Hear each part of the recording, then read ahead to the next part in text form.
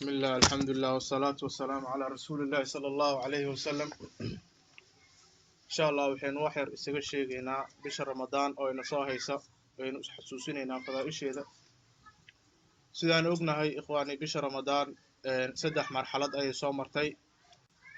مرحلة يجوه رئيس وحالي وأن تصوموا خير لكم إن صومتان با إذن خير بدن أو معناها السنة بإهاد بشهر إن صوموا مرحلة كواد بإهاد مرحلة لبعض حال الصوم مالنت عاشوراء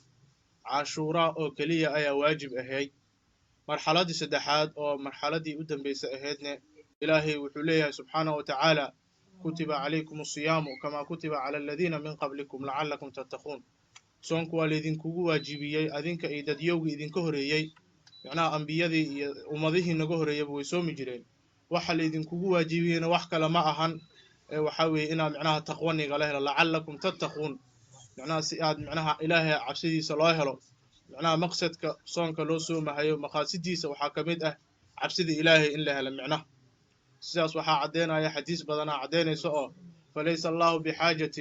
أن يدع طعامه وشرابه النبي صلى الله عليه وسلم ليه يعني إلهي حاجة يدن كمالهن إنه قفك كتاغو معناها عنتديسي عبتانكي سأون معناها وحالو بهن يا قفك إنه كدد على تقوى إلهي معناها إنه كتاغو حاليه لغا حارانتمي إنه لي ماذا وحياليه معناها واجباتك هاي سننكي معناها إنه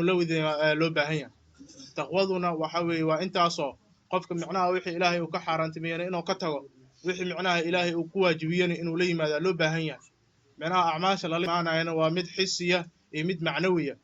معناها مركل الولاية فليس الله بحاجة أن يضع طعامه وشرابه معناها معناها لو لجي ذا وحيالها قول الزور كالو باهيا أن لاسكيل عليه وحلو باهيا بنت إن لاسكيل عليه لو باهيا وحلو باهيا أن لاسكيل عليه حنتا لو باهيا وحيالها صدنا وحيالها حسي قوي وحيالها معنوي كان إن لاسكيل عليه لو باهيا أفعاش قلبا كمديهين معناها هذا معناها وحصاب بدن يسال ليه هي وحاكمته معناها dad iyaga faham bibarka ama waxaan loo yaqaan dhuuqo waxa soo badanaysa dhalinyaro leh awal loo qabahay hadda laakiin waxyaalo kale la yaab maqlaysa waxa loo baahan yahay arrimahaas oo dhan in laga digtoonaado loo baahan yahay carruurtan in laga waaniyo loo baahan yahay diinta islaamkana meel micnaha la yiri faham bibar waa xalaal micnaha ma jirto in la iska ilaaliyo loo baahan yahay arrinkaas waa arrin u baahan micnaha in gooni looga hadlo laakiin haddeen wax yar ka sheegno micnaha maxay tahay xataa dhalinyarada waxa loogu daraa معناها مركه هور waxa lagu leeyahay waa khudaar waxa lagu leeyahay marka hore waxa lagu leeyahay waa yoobe waxa lagu leeyahay waa khudaar khudaar ma tukaan ma bazaar ka soo gadatid khudaarda u baahan tahay khudaar waa la xalaalay laakiin inta maanta khudaar lagu yiraahdo markaasna lagu daro xashiish lagu jajabsho macnaha waxyaalahaas waa la arka waa la ogaaday marka waxyaalahaas in aad la isaga ilaaliyo loo baahan yahay arrimahaas aad looga feejignaado macnaha laga waaniyo umada laga waaniyo loo baahan yahay bishan ramadaanna waa koorso waa dowro macnaha koorsadaas qofku micnaha macsiyadii uu ku jiray xumaantii uu ku jiray baa la rabaa inuu micnaha bishan ku joojiyo oo ku soo noqonana loo baahan yahay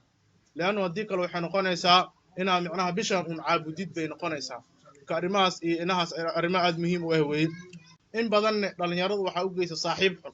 saaxiib xun baa u geyso oo qofku inuu maanta aado meel wax lagu dhuuqaayo qof ilaahay ka cabsanayo waxa horta ma suubiyo wax bambi barnama dhuuqo qof ilaahay ka baqaayo wax kalena ma suubiyo marka waxa loo baahan yahay إنه خفك صاحبكيس إسكافي النبي صلى الله عليه وسلم وحوليه هاي إنما مثل جليس الصاحب سوء معناها لا وقف معناها خفك صاحبك وناكسن خفك صاحبك وحنحسكين كحامل المسك ونافق الخير خفك معناها صاحبك وناكسن صاحبك وحنحسكين مد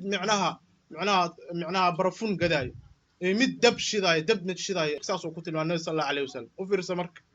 دبك لا شيء دبك لا ما أهن وحيالاس وحيالاس لو جير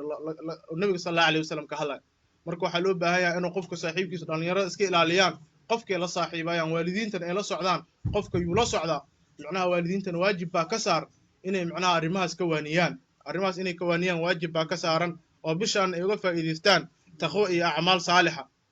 sidoo kale nabi sallallahu alayhi wasallam wuxuu leeyahay as-siyaamu li wa ana ajzi bihi soonka macnaha ilaahay subxaanahu wa ta'ala wuxuu leeyahay aniga ayaa soonka la xadiisul qudsi macnaha soonka aniga ayaana jazadiisa dhiibayo oo maanta hadii aad macnaha nafsadaada qiyaantid maanta hadii aad macnaha macsiyeysatid maanta hadii aad moogtahay meeshaas anaga waa noo soomantahay hadii aad biyo soo cabtid anaga waa noo soomantahay laakiin ilaahay subxaanahu wa ta'ala uu ku jeedaa ilaahay subxaanahu wa ta'ala uu ku arkaa uuna ku jeedaa marka waxa loo baahan yahay asiyaamu li وأنا أجزي به معناه إلهي بكون طالعنا هاي مركز نلا صعد إلهي لقى عشرة معناه قفك وحلو بانيا إله درتي أصلا لو بانيا إن شاء الله إله وحنو كبرينا معناه بشاس إنه معناه أعماشي نجا أقبله هل حديث أي جير أو ضعيف علماء يكون شيئين ومعناه ده هاي أول كيس والرحمة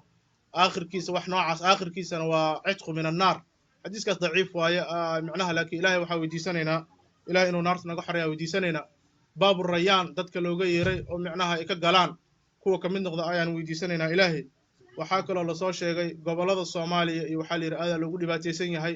cudurro iyo micnaha dagaal qabiil iyo dhibaatooyin badan baa ka socday ilaahay micnaha ummadahaas ilaahay ka dejiyo dhibka ilaahay nabad ha siiyo hada wabillahi tawfiiq jazakumullahu khayr wallahu a'lam